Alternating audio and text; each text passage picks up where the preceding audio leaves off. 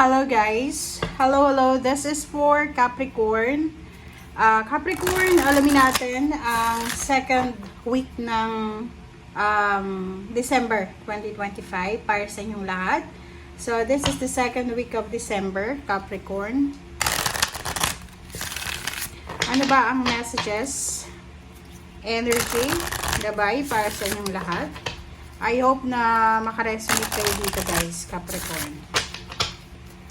So please comment down below if you are resonated or ano ba ang nararanasan nyo ngayon. And today is full moon in Gemini, super moon siya, cold full moon ang tawag. Ito yung pinaka last na super moon sa 2025, and at the same time siya yung last full moon ngayon na taon.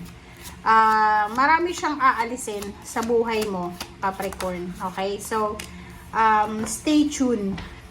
Okay? Sa kung ano yung mga paparating na changes sa buhay mo. Okay, number 1. This is Ace of Pentacles, people.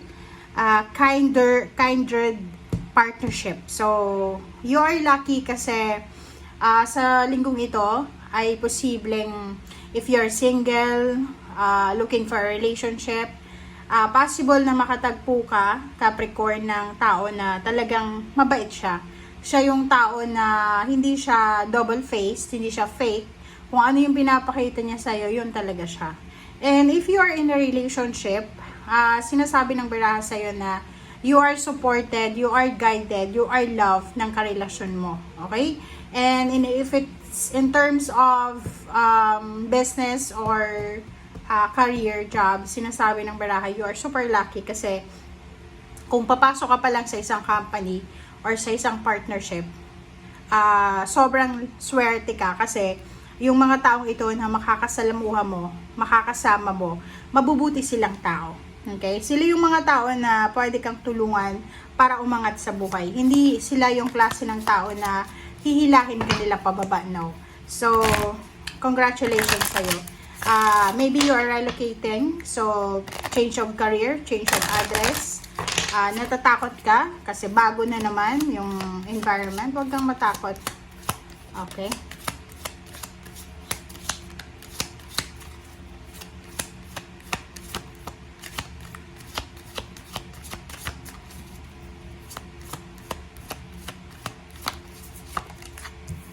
Okay, number 36-9, gold. You don't need someone else to fix you. Oh, wow.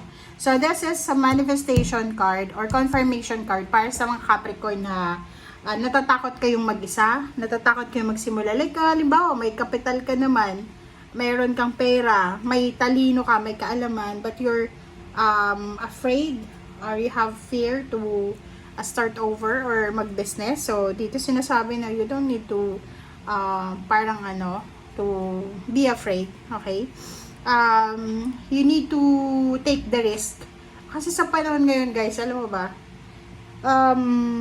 there's a realization that I have now na kung hindi mo gagawin yung mga bagay-bagay na gusto mo at hintayin mo yung tamang panahon, kailan ba yung tamang panahon?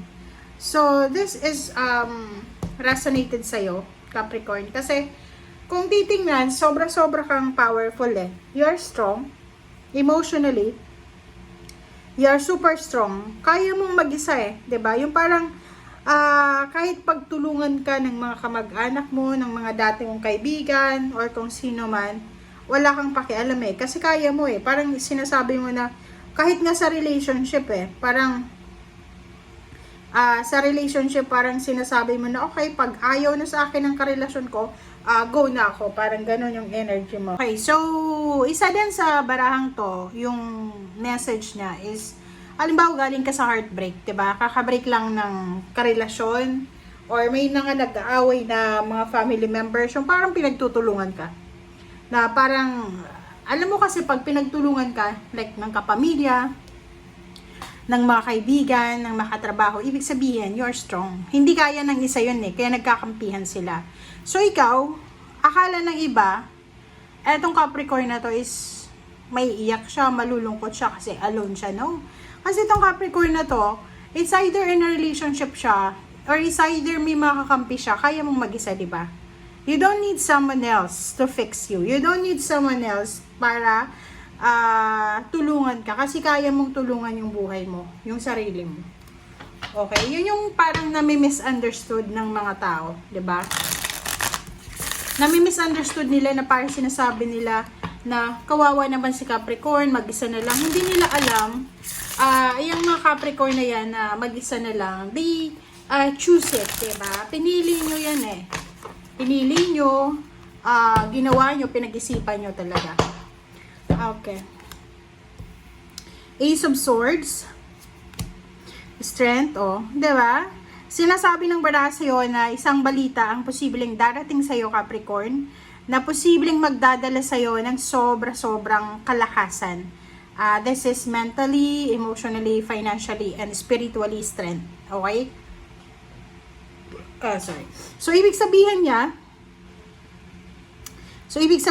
Capricorn, itong linggong ito ay mapapatunayan mo sa sarili mo na I am powerful talaga. Na mapapatunayan mo na akala mo hindi mo kaya, pero kaya mo pala. Okay, so there's a choices and options. So, nakikita ko sir dito, Capricorn, there's a choices and options na kailangan mong pagdesisyonan. Is either 2 countries, 2 careers, 2 companies, 2 choices siya. Okay? Na kailangan mong, kumbaga, balansehin siya. Kailangan mo siyang ayusin. Okay? High Priestess. So, High Priestess, makinig tayo. Makinig tayo sa sinasabi ng iyong intuition. And 9 of Wands, if ever lang ha, if ever na this week ay makaramdam ka ng pagod, kasi nakakapagod naman talaga ang mga pangyayari sa ngayon, kahit sa worldly news or sa local. So, sinasabi ng barahan na ano man yan na rason ng pagod na nararamdaman mo sa ngayon, there's a hidden message na gustong iparating sa'yo ng universe. So, kailangan mo daw na maging strong, maging courageous, maging maging positive ka lang. Alright, so let's check. 2 of Pentacles. So, there's an opportunity na posibleng magkaroon ng financial balance yung mga Capricorn na medyo imbalance. Like for example, nawalan ka ng trabaho, naubos yung ipon mo, yung pera mo, ganyan ganito. Sa linggong ito, merong hidden, kumbaga nakatago pa siya na blessings na posibleng darating sa'yo. Okay?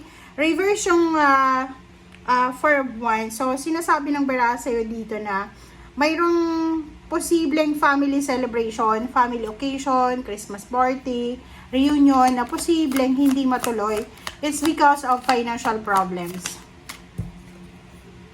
So, kailangan mo ng pasensya.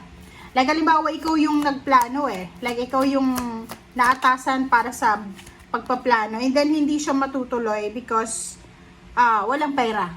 Or, may mga emotional problems or may mga mangyayari ngayong linggo na mga away gulo with your relationship or with someone else.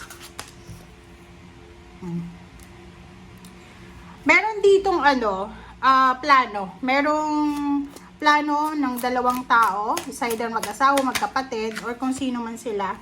And they're planning to travel. Parang plano nyong mag-travel together, or plano nyong dalawang magpakasal, start over, lumipat ng bahay, okay? Plano nyong mag-settle down, yung parang walang ingay, walang gulo, maging minimalist, maging parang lang, low-key lang. Mag-asawa to or mag-boyfriend, girlfriend. Okay, King of Cups. Oh, yun. So, nakikita ko sa'yo dito na maybe yung ibang tao excited na para sa Pasko, para sa New Year, para sa mga party. Pero may couple dito na wala silang excitement. Hindi sila excited kasi yung iniisip nila is matulog, magpahinga kasi may pagod dito eh. Pagod na pagod. And at the same time, kailangan yung mag-save ng pera. Diba?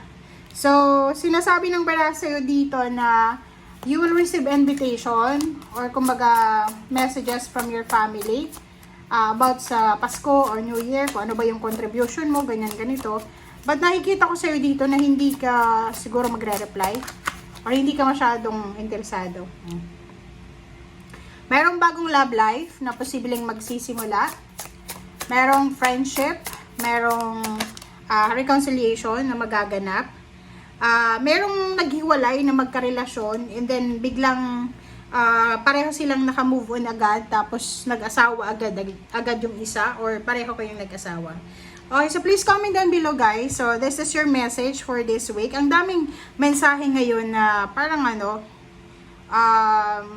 mix-mix siya ng message. So ikaw na lang ang bahala na tumingin kung alin ka dito. Okay? Thank you. Bye!